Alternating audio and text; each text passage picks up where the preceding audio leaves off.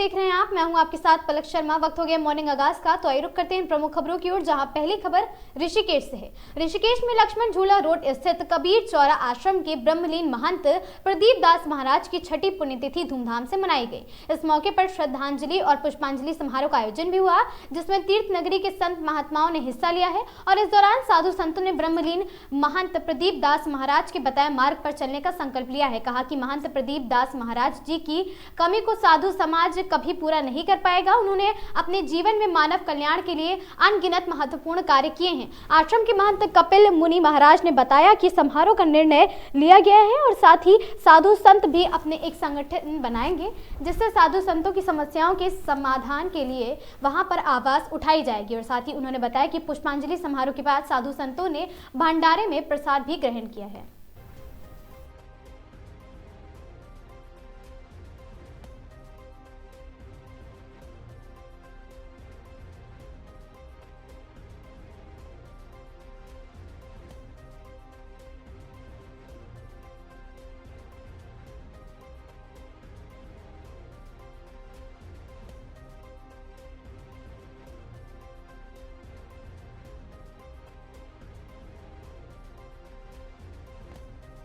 आज हमारे गुरुजी की पुण्यतिथि है, आज छठवीं पुण्यतिथि है और आज के अवसर पर आज हमने श्रद्धांजलि सभा और पुष्पांजलि सभा का आयोजन किया है, जिसमें विभिन्न संप्रदाय के और षट दर्शन साधु समाज सभी लोगों ने आज इस कार्यक्रम में भाग लिया और भंडारे का आयोजन कराया। हम लोगों ने तो क्या किस विषय पे चर्चा हुई है? हम लोगों की चर्चा हुई है कि एक तो संत समाज को कैसे आगे बढ़ना चाहिए और हम लोगों का एक संगठन होना चाहिए, ताकि हम सभी लोग अपनी अपनी बातें उस संगठन में रखें और आगे विचार विमर्श करके उस पर चल सकें। महाराज जी की किन किन बातों के पर विचार किया गया? हम लोगों ने विचार किया है कि हम लोगों का जो एक हमारे सब आश्रमधारी हैं या संत लोग हैं, उन सब लोगों को एक संगठित होकर के एक सभी लोगों को एक संगठन में आकर के और अपनी अपनी बातों को जिनकी प्रॉब्लम्स हैं उसमें आकर के अपनी समस्याओं को रखें, ताकि वो समस्या जल्द से जल्द उसका निपटारा हो सके और हम उसके ऊपर कुछ कर सकें। सनातन परंपरा के लिए क्या कहेंगे? सनातन तो हमेशा परमात्मा की कृपा से सनातन तो हमेशा आगे चल ही रहा है और बढ़ ही रहा है। लोग चाहे जैसा भी करते हों, सनातन कभी घटने वाला नहीं है, बढ़ता ही है। और सनातन के बारे में जो लोग कुछ गलत बोलते हैं तो उनका गलत बोलना गलत ही है, क्योंकि सनातन किसी के तोड़ने से कभी टूटता नहीं है, उल्टा और ज़्यादा बढ़ता ही है। तो हमारा सनातन धर्म है, आगे चले जाएगा, ये कभी घटने वाला नहीं है। और आगे कुंभ मेला आ रहा है और हम सब लोग की तैयारी कि हम लोग ज़्यादा से ज़्यादा श्रद्धालुओं को आकर के कुंभ मेला में योगदान लोग उपस्थिति दें और कुंभ मेले का लाभ उठा पाए। नाम क्या है? मेरा नाम है महंत कपिल मुनि भीष्म प्रताप।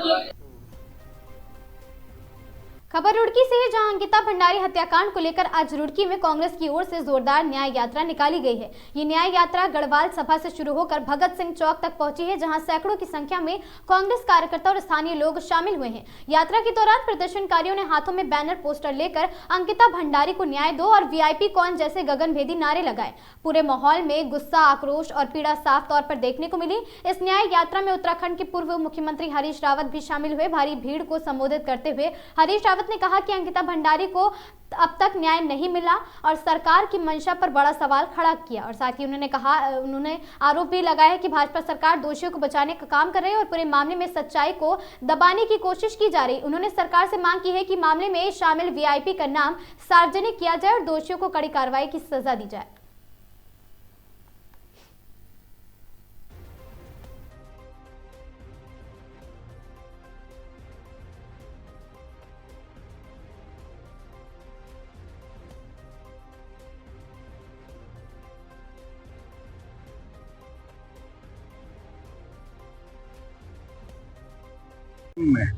उत्तराखंड देवभूमि है, चाहे कर्नाटका, केरला, कहीं से भी लोग आते हैं, उत्तराखंड की मिट्टी को सर पर लगाते हैं। और भाजपा इस राज्य को क्या बनाना चाह रही है? क्यों वीआईपी को बचाना चाह रही है? क्यों नहीं हमारी स्वाभिमानी बेटी अंकिता, जिसने स्वाभिमान को बचाने के लिए अपनी जान तक दे दी, उसको न्याय क्यों नहीं दे रही है? हम सीबीआई की जांच की मांग कर रहे हैं। हाई कोर्ट के सिटिंग जज हो या सुप्रीम कोर्ट के सिटिंग जज के अंतर्गत सीबीआई जांच होनी चाहिए और जो दोषी है उनको पूर्णतः सजा मिलनी चाहिए। वो वीआईपी गट्टू है, उनका इनका प्रभारी है, उसको सजा क्यों नहीं दे रहे हैं? और यहाँ तो उल्टा चोर कोतवाल को डांटे हो रहा। उनकी सरकार है, इसका मतलब ये थोड़ी कि जो मनमाने आप करेंगे। आज कल उन्होंने एफआईआर भी कराई है, लेकिन मैं पुष्कर सिंह धामी सरकार को मैं चैलेंज करता हूँ कि वो अपने वीआईपी जो है उसको सजा देने का काम करे, और जब तक उसको सजा नहीं मिलेगी तब तक सामाजिक संगठन और कांग्रेस जो है इसी तरह संघर्ष करती रहेगी। क्या कहेंगे उसको लेकर? भाई वो डरे हुए हैं, क्योंकि अंकिता हत्याकांड जो है ये उत्तराखंड के जन जन तक पहुंच चुका है। इस हत्याकांड का जो खुलासा हुआ है उससे उत्तराखंड के प्रत्येक नागरिक की आत्मा जो है वो हिल गई है। ये इतना विभत्स, इतना घटिया, इतना निंदनीय अपराध किया गया शक्तिशाली लोगों के द्वारा कि आम आदमी बहुत आहत है। और उससे भी बड़ी शर्म की बात यह है कि ये जो सरकार है ये दोषियों को बचाने का काम कर रही है। जो लोग इस हत्याकांड का खुलासा कर रहे हैं, जो उस बेटी को न्याय दिलाने की तरफ बढ़ रहे हैं, उन्हें रोकने का, उनके खिलाफ मुकदमा कायम करने का, उन्हें प्रताड़ित करने का काम ये सरकार कर रही है। देखिए कंठ बता रहे हैं ये भाजपा को डिसाइड करना है कि क्या वो बलात्कारियों को बचाना चाहती है या पीड़िता को न्याय दिलाना चाहती है। ये तो भाजपा को तय करना है। जहाँ तक कांग्रेस का विषय है, ये राजनीतिक मुद्दा नहीं है, ये उत्तराखंड की अस्मिता का सवाल है, ये उत्तराखंड की बेटी का सवाल है, ये उत्तराखंड की पुरानी सनातनी सभ्यता का सवाल है, जहाँ माताओं को, बहनों को, बेटियों को हम सम्मान की निगाह से देखते हैं, और जो दुष्ट उनके प्रति अपराध करते हैं उन्हें सरेआम सजा देने का हमारे यहाँ प्रावधान रहा है। उसके विपरीत भाजपा के जो कार्यकर्ता कांग्रेस का पुतला दहन कर रहे हैं, मैं उनसे आपके चैनल के माध्यम से एक अनुरोध करता हूं कि वो मनन करें, मंथन करें कि क्या वो बलात्कारियों को बचाने के का काम करेंगे या जो ऐसे अपराध में संलिप्त हैं उन्हें सजा दिलाने का काम उन्हें करना चाहिए। खबर ऋषिकेश से है, जहां उत्तराखंड की चर्चित अंकिता भंडारी हत्याकांड में न्याय की मांग एक बार फिर तेज हो गई है। आज ऋषिकेश के निकट मुनि की रेती में बड़ी संख्या में स्थानीय निवासियों और साथ ही महिलाओं ने सड़कों पर उतरकर कैंडल मार्च निकाला है और मामले की जांच सीबीआई से कराने की पुरजोर वकालत की। नगरपालिका अध्यक्ष नीलम बिजनवाल के नेतृत्व में यह प्रदर्शन ढालवाला स्थित सुमन पार्क से शुरू हुआ। कैंडल मार्च 14 बीघा स्थित रामलीला मैदान में जाकर संपन्न हुआ। हाथों में मोमबत्तियों और अंकिता के न्याय के पोस्टर लिए महिलाओं ने सरकार के खिलाफ जमकर नारेबाजी की। प्रदर्शन के दौरान वक्ताओं ने धामी सरकार की मंशा पर सीधे सवाल दागे। प्रदर्शनकारियों का कहना था कि यदि सरकार वास्तव में अंकिता को न्याय दिलाना चाहती है तो वह मामले की जांच करे और साथ ही सीबीआई को सौंपे, और क्यों कतरा रही है। जांच को लेकर सरकार के पीछे हटने से आम जनता के मन में कई संदेह पैदा हो रहे हैं। जब तक मामले की निष्पक्ष जांच और दोषियों को कड़ी सजा नहीं मिलती, आक्रोश शांत नहीं होगा। नगरपालिका अध्यक्ष ने कहा कि जब अंकिता भंडारी उत्तराखंड की बेटी है और जब तक उसे पूर्ण न्याय नहीं मिल जाता है, पूरे प्रदेश में इसी तरह धरना प्रदर्शन और कैंडल मार्च का सिलसिला लगातार जारी रहेगा। और साथ ही ऋषिकेश में हुए इस प्रदर्शन ने यह स्पष्ट कर दिया है कि अंकिता भंडारी मामले में जनता का गुस्सा कम नहीं हुआ है। लोगों का मानना है कि स्थानीय जांच के बजाय सीबीआई जांच ही वह एकमात्र जरिया है जो वीआईपी चेहरों और पर्दों के पीछे से सच का खुलासा कर सकती है।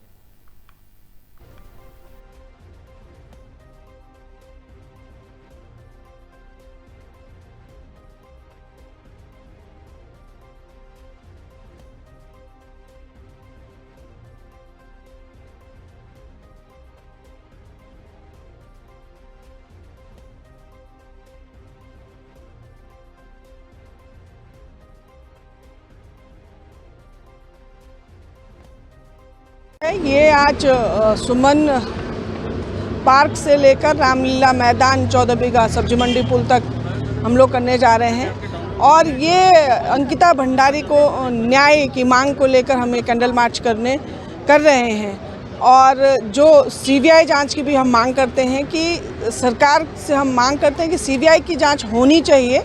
जब आम जनमानस चाहता है तो उसको लेके ही सही, आपकी मंशा क्या है, या करने की है या नहीं करने की है, लेकिन यदि उत्तराखंड की जनमानस की मांग है तो आपको सीबीआई जांच करानी चाहिए, और ताकि आम जनमानस भी के अंदर भी एक भाव बने कि हाँ आप लोग उनके लिए गंभीर हैं, क्योंकि सरकार भी जनता ही बनाती है।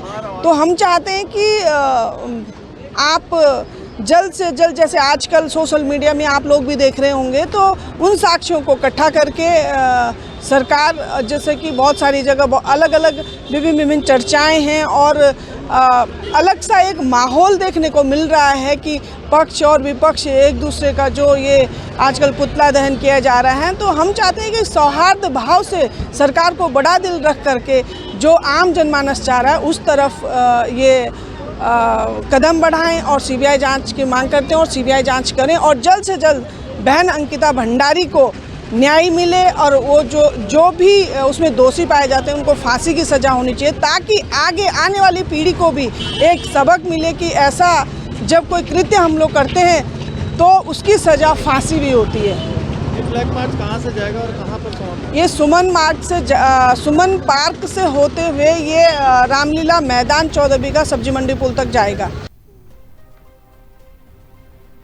खबर हरिद्वार से है, जहां हरिद्वार परिवहन विभाग की पहल पर सड़क सुरक्षा कार्यक्रम आयोजित। पतंजलि यूनिवर्सिटी औरंगाबाद में हुआ आयोजन कार्यक्रम में एनसीसी एनडीआरएफ का संयुक्त सहयोग युवाओं को बनाया जा रहा प्रशिक्षित फर्स्ट रिस्पॉन्डर सहायक संभागीय परिवहन अधिकारी नेहा झा ने दी जानकारी। सड़क दुर्घटना में तुरंत सहायता पर दिया जाए जोर और प्रतिभागियों को गोल्डन आवर की महत्ता समझाई गई। एनडीआरएफ टीम ने फास्ट रिस्पॉन्स का लाइव डेमो दिया।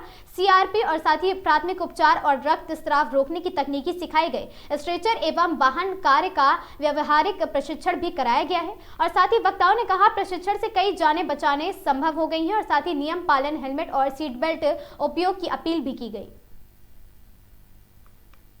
तेज रफ्तार से वाहन नहीं चलाऊंगी, गलत दिशा में वाहन नहीं चलाऊंगी, वाहन चलाते समय मोबाइल फोन का प्रयोग कभी नहीं करूंगी, शराब पीकर या नशे में वाहन नहीं चलाऊंगी, सड़क दुर्घटना में घायल व्यक्ति की मदद को सदैव तत्पर रहूंगी, घर पर अपने इंतजार कर रहे हैं, इसलिए मैं सदैव सुरक्षित और सावधानी पूर्वक वाहन चलाऊंगी।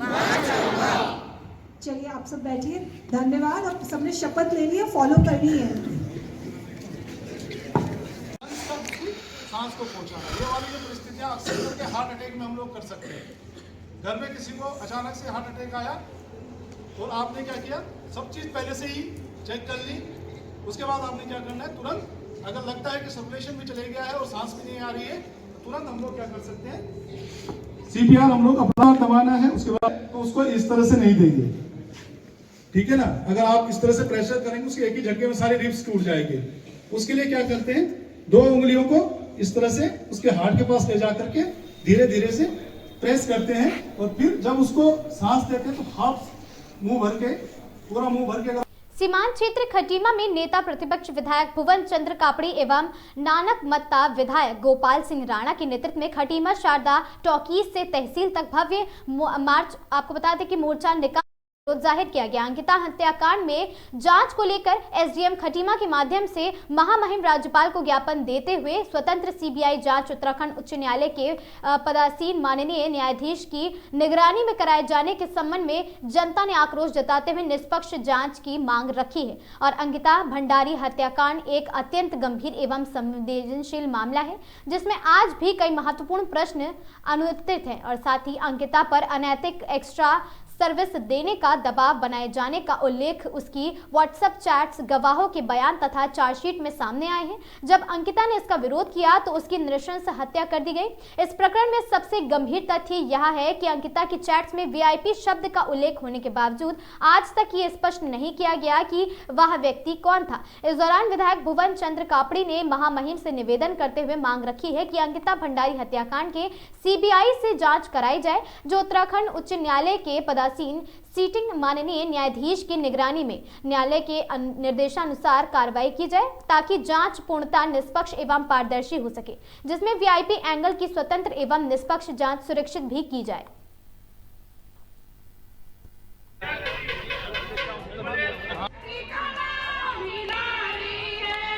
जब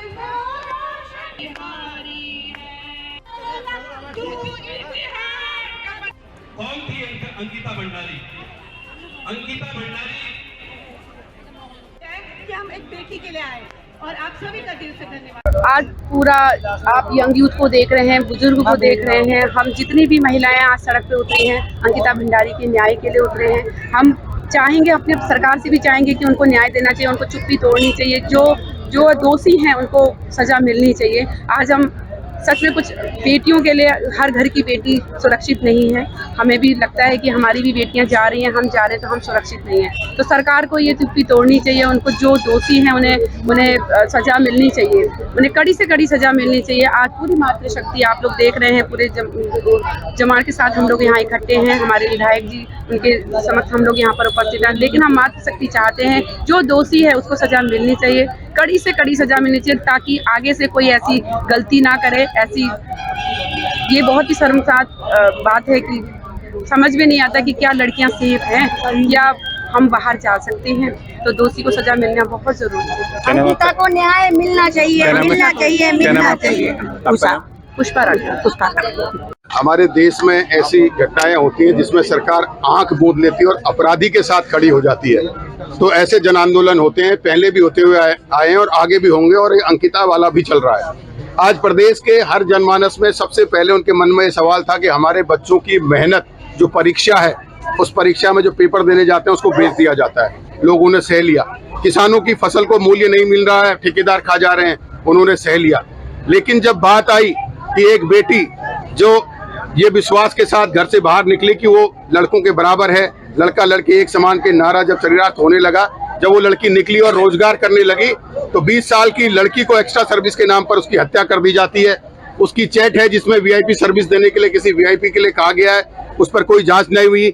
जिस कमरे में सबूत थे उस कमरे को तोड़ दिया गया, खुर्द-बुर्द कर दिया गया, उसके सारे सामान को स्विमिंग पूल में फेंक दिया गया। कहीं न कहीं सरकार ने अपराधी को संरक्षण देने का काम किया, अपराधी के साक्ष्य मिटाने का काम किया। उत्तराखंड की जनता के मन में पहले दिन से यह सवाल था कि इसकी सीबीआई जांच हो, सिटिंग जज के नेतृत्व में हो, लेकिन सरकार ने अपनी गोदी मीडिया, जो करोड़ों रुपया वो मीडिया में खर्च करते हैं, उससे उसको दबा दिया। और लोगों के मन में लेकिन ये भाव था कि कुछ तो गड़बड़ है। और एक छोटी सी चिंगारी भारतीय जनता पार्टी के पूर्व विधायक और उनकी पत्नी की ऑडियो से पूरे प्रदेश में आग लग गई। सारी महिलाएं, सारे युवा, सारे बुजुर्ग, उत्तराखंड का हर जनमानस सड़कों पर उतर गया। छोटे कस्बे हो, गांव हो, शहर हो, सब लोग प्रदर्शन कर रहे हैं कि अंकिता की हत्याकांड की सीबीआई जांच हो, सिटिंग जज के नेतृत्व में हो। हमारे प्रदेश की जनता को जो है भारतीय जनता पार्टी की सरकार की जांच एजेंसियों में बिल्कुल भी भरोसा नहीं है, क्योंकि जिनकी भी जांच अभी तक उन्होंने करी है, चाहे वो भर्ती घोटाले के अपराधी हो, चाहे बलात्कारी हो, वो सब छूटकर 6 महीने में बाहर आ जा रहे हैं। दोबारा अपराध चालू हो रहा है, इसलिए सब चाहते हैं कि सिटिंग जज के नेतृत्व में जो है सीबीआई जांच हो। आप देखिए भारतीय जनता पार्टी के चंपावत की घटना देखिए, भारतीय जनता पार्टी के मंडल अध्यक्ष उसमें शामिल थे। आप नैनीताल डेयरी का देखिए, नैनीताल डेयरी के अध्यक्ष भारतीय जनता पार्टी के पदाधिकारी वो उसमें शामिल थे। आप सल्ट की घटना देखिए, बलात्कार के सल्ट के मंडल अध्यक्ष शामिल थे। आप रुड़की हरिद्वार की घटना देख लिए, भारतीय जनता पार्टी के पदाधिकारी उसमें शामिल थे। प्रदेश में ISBT देहरादून में सामूहिक बलात्कार हो जाता है और सरकार सोई रहती है। एक नर्स का जो है कि बलात्कार करके हत्या कर दी जाती है, रुद्रपुर में सरकार सोई रहती है। हल्द्वानी में भारतीय जनता पार्टी के नेता खुलेआम एक 22 साल के युवा को गोली मारकर उसकी हत्या कर देते हैं, सरकार सोई रहती है। हमारे झनकट में एक व्यापारी के दिन दहाड़े हत्या कर दी जाती है, सरकार सोई हुई है। अभी डबल मर्डर केस हमारे बाबा का, यहाँ क्यों अपराधी इतना साहसी हो रहा है, क्यों अपराध इतना बढ़ता जा रहा है, सोचने का विषय है। क्योंकि भारतीय जनता पार्टी की सरकार अपराधियों को संरक्षण दे रही है, इसलिए प्रदेश में लगातार अपराध बढ़ता जा रहा है। और आज उत्तराखंड की जनता ने मन बना लिया, जब तक अंकिता को न्याय नहीं मिलेगा तब तक उत्तराखंड की जनता चैन से नहीं बैठने वाली, लगातार संघर्ष करेगी। सीबीआई जांच नहीं हुई तो बिल्कुल करेंगे। कांग्रेस के कार्यकर्ता आज एक ज्ञापन लेके आए थे महामहिम राज्यपाल महोदय के नाम का। इसमें अंकिता भंडारी हत्याकांड की जांच सीबीआई से कराने के संबंध में उनके द्वारा ज्ञापन उप जिलाधिकारी महोदय के माध्यम से माननीय महामहिम राज्यपाल महोदय को प्रेषित किया गया है, जिसे हमने नियमानुसार लेते हुए और महामहिम राज्यपाल महोदय को प्रेषित कर दिया जाएगा। छात्र संघ के पूर्व अध्यक्ष सतीश चंद्र भट्ट की बीजेपी युवा मोर्चा का प्रदेश उपाध्यक्ष किसान नेता मनोज शाही को किसान मोर्चा के कुमाऊं संयोजक एवं रामू भारती को अनुसूचित जनजाति के प्रदेश मंत्री बनाने पर युवा मोर्चा के कार्यकर्ताओं ने टोल टैक्स से रामलीला ग्राउंड खटीमा तक रैली निकालकर स्वागत किया है। रामलीला मैदान खटीमा में भारी संख्या में उपस्थित जन समूह ने नवनियुक्त पदाधिकारियों का स्वागत किया। सतीश भट्ट ने कहा कि प्रदेश नेतृत्व ने जो उन पर विश्वास जताया है उस विश्वास को रखते हुए वह टूटने नहीं देंगे। पूरी ईमानदारी के साथ पार्टी के युवाओं को साथ लेकर मुख्यमंत्री पुष्कर सिंह धामी के हाथों को मजबूत करेंगे। नवनियुक्त किसान प्रकोष्ठ कुमाऊं संयोजक मनोज शाही ने कहा कि वहां किसानों की समस्याओं को सरकार तक पहुंचाएंगे।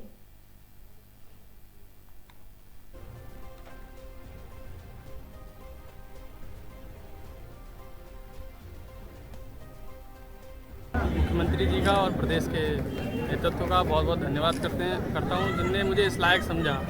और देखिए 2027 की जहाँ तक बात रह गई, हम पूरे खटीमा वासी चाहते हैं एक बार पुनः माननीय मुख्यमंत्री जी खटीमा से ही इस प्रदेश का नेतृत्व करें। तो हम सबकी एक ही आवाज़ है कि माननीय पुष्कर सिंह धामी को 2027 में खटीमा वापस लाना है। कि सबसे पहले ये देश जो है कल्चर, यहाँ से जो इसका कल्चर एग्रीकल्चर है और एग्रीकल्चर से ही भारत जो है कृषि प्रधान देश है। और किसानों की मुद्दाओं को आगे उठाना और अपने सरकार तक पहुंचाना, जो काम नहीं हुए हैं उसको पूरा करना। जैसे अभी तो धान के पेमेंट हो गए हैं और कई चीज़ें हो गई हैं, गन्ने का भी पेमेंट आ रहा है। भविष्य में कोई भी किसानों की कोई समस्याएं आती हैं, जो भी आती हैं उनके साथ कंधे से कंधा मिला के और सरकार तक पहुँचाना और उस काम को कराना। किसान हित में काम किया जाएगा क्योंकि मोदी जी का सपना है किसानों को ज़्यादा से ज़्यादा उन्नत और आगे बढ़ाना है ताकि देश बढ़ेगा, क्योंकि हमारा देश कृषि प्रधान देश है।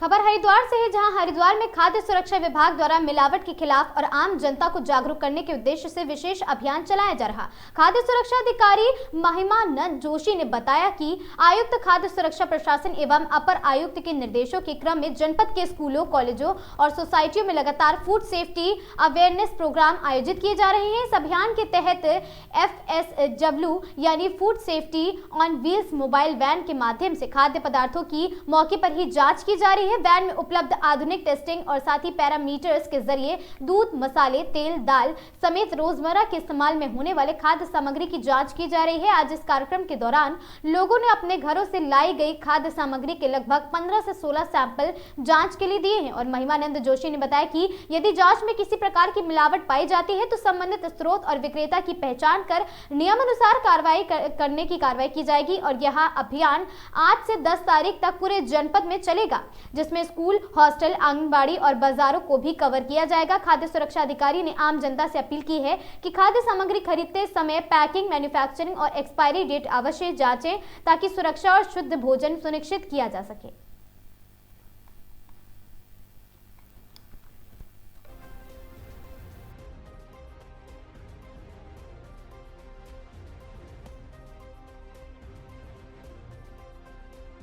आयुक्त महोदय, खाद्य सुरक्षा व्यवस्था प्रशासन और अपर आयुक्त महोदय के निर्देशानुसार जनपद में जो भी स्कूल है, कॉलेज है, सोसाइटी है, उस पर अवेयरनेस प्रोग्राम चला रहे हम FSW का माध्यम है। FSW मतलब है हमारी जो मोबाइल वैन है, टेस्टिंग वैन है, इसमें सारी हमारी टेस्टिंग के जो पैरामीटर्स लगभग होते हैं तो प्राइमरी टेस्ट के लिए इस पर टेस्टिंग होती है फूड सप्लीमेंट, फूड आर्टिकल्स की। उसी परिप्रेक्ष्य हम लोग आज यहाँ पे जस्ट कंट्री में जो सोसाइटी है उसका हमने अपनी वैन को यहाँ पे उपायुक्त महोदय हमारे जो फूड सेफ्टी के जो वैन के इंचार्ज हमारे फूड सेफ्टी ऑन व्हील के, तो वो भी उनके द्वारा यहाँ पे लोगों को जागरूक करने के लिए वैन को यहाँ लगाया गया है। और काफी लोगों को हमने यहाँ पे जो घर में जो खाद्य सामग्री जो यूज करते हैं उसके टेस्ट भी हम करा रहे हैं, उसके पैरामीटर देख रहे हैं। कहीं उससे अगर कोई ऐसी मिलावट पाई जाती है किसी तरह की, जो सोर्स है उसका जहाँ से भी उन्होंने वो खरीदा होगा उसका हम पता करेंगे, फिर उसको हम लीगल कार्रवाई करेंगे अगर कोई ऐसी उससे अनियमितता पाई जाती है।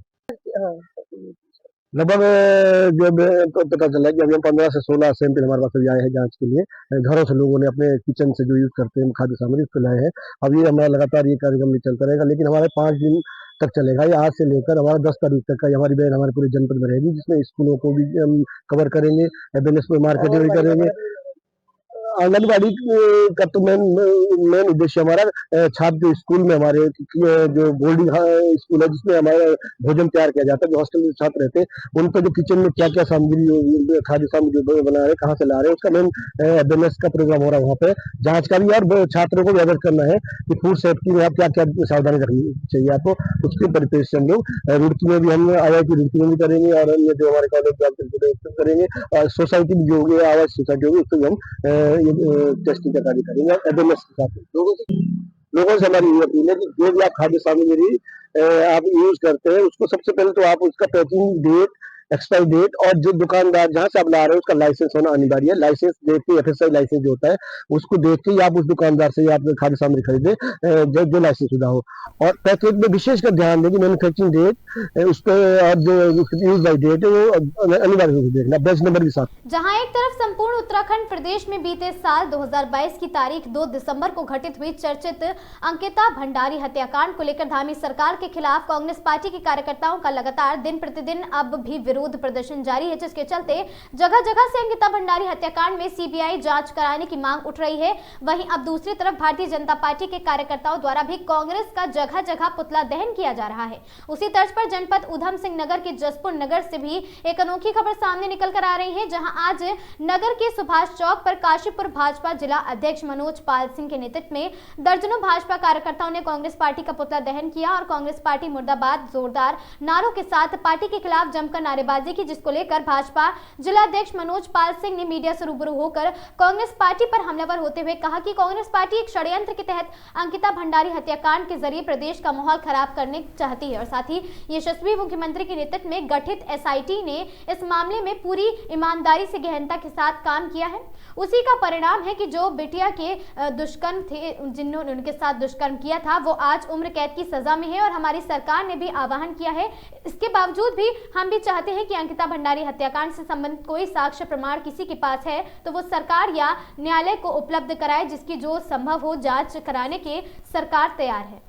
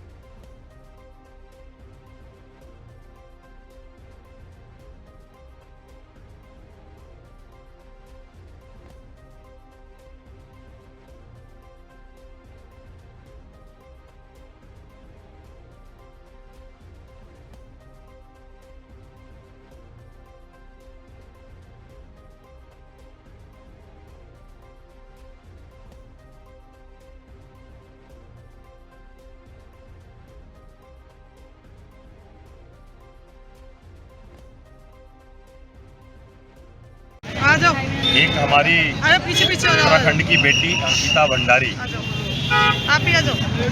जो सितंबर 2022 में स्वर्गवासी हो गई, इस विषय को लेकर कांग्रेस एक षड्यंत्र के कारण पूरे प्रदेश का माहौल बिगाड़ना चाहती है।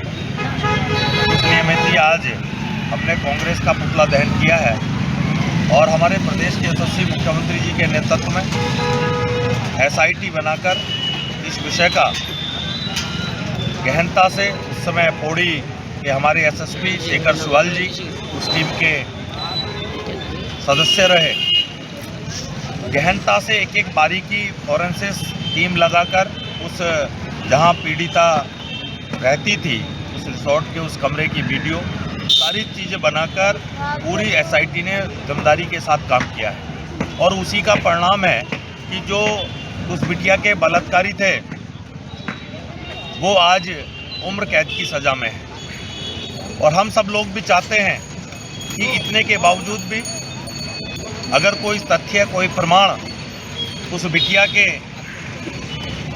हत्याकांड को लेकर अगर किसी के पास है तो हमारी सरकार ने भी, हमारे संगठन ने भी आह्वान किया है कि वो तथ्य हमारे सामने सरकार के सम्मुख या न्यायालय के पास लेकर कोई भी आ सकते हैं और उसमें किसी भी प्रकार की अगर किसी जांच की आवश्यकता पड़ेगी तो निश्चित तौर पर हम आगे उस उस जांच को भी करने के लिए तैयार है।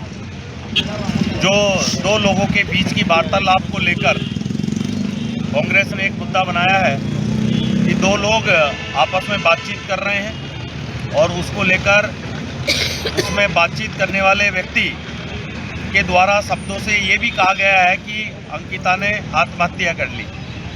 तो मैं अपने सभी लोगों को, अपने सभी प्रदेशवासियों को ये बताना चाहूँगा, ये कांग्रेस का षड्यंत्र है। जब जो दो लोग आपस में बात कर रहे हैं और वो इस विषय को आत्महत्या की तरफ भी डाइवर्ट कर रहे हैं, तो आप इस बात से समझ सकते हैं कि कांग्रेस क्या चाहती है। कांग्रेस का कहीं ना कहीं उद्देश्य षड्यंत्रकारियों से मिलकर, उन लोगों से मिलकर उन बलात्कारियों को बचाने का है, क्योंकि एसआईटी ने जांच की है। एसआईटी में जो लोग दोषी पाए गए हैं उनको न्यायालय के द्वारा भी। खबर बदायूं से है, जहां संदिग्ध परिस्थितियों में युवक ने खेत में टांड पर फांसी लगाकर अपनी जान दे दी। आपको बता दें, थाना पुलिस ने शव पोस्टमार्टम के लिए भेजा है। 7 माह पहले हुई थी युवक की शादी। युवक की मौत से परिवार में मचा कोहराम। थाना मूसा झाग के गांव गिधौली निवासी योगेश कुमार 23 वर्षीय पुत्र डोरीलाल ने संदिग्ध परिस्थितियों में खेत पर टांड पर फांसी लगाकर अपनी जीवन लीला समाप्त की है। थाना क्षेत्र पुलिस ने शव को पोस्टमार्टम के लिए भेज दिया है। घटना करीब दोपहर 1 बजे की बताया जा रहा है कि युवक खेत पर गया और साथ ही गाय रखाने गया हुआ था, तभी टांड पर युवक ने संदिग्ध परिस्थितियों में फांसी लगाकर अपनी जान दे दी। बताया जा रहा है कि आज सुबह युवक डेयरी पर दूध लेकर घर आया था, उसके बाद घर से खेत पर गया, गाय रखाने गया था और साथ ही मृतक युवक 3 भाई बहन में थे, जिसमें मृतक सबसे छोटा था। युवक की ससुराल कोतवाली दातागंज के बिहारीपुर में है। युवक की शादी 23 मई 2025 में हुई थी। युवक की मौत से परिवार वालों का रो रो कर बुरा हाल है।